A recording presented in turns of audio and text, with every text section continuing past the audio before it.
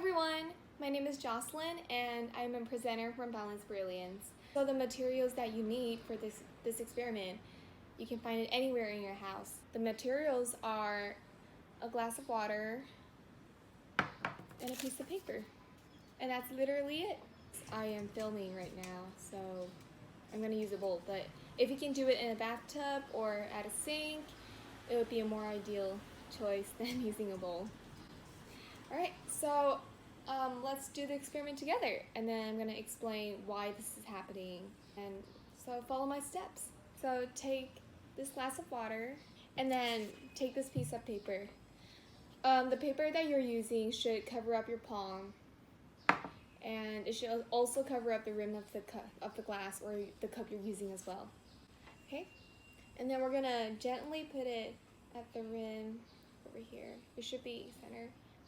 And then use your palm to press down the rim. And then I'm going to switch my position so that I can flip this glass quickly. Okay, so press it down with your palm. And then we're going to flip it together, okay? So on a count of 3. 1, 2, 3. And release it. So the atmospheric pressure is working against it up here. The air pressure over here is 0.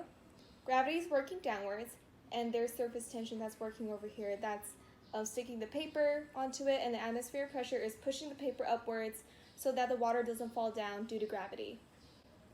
Okay, I'm gonna release it. So yeah, that's the whole experiment. I'm the presenter from Boundless Brilliance, and thank you for doing the experiment with me, and hopefully I'll see you guys next time.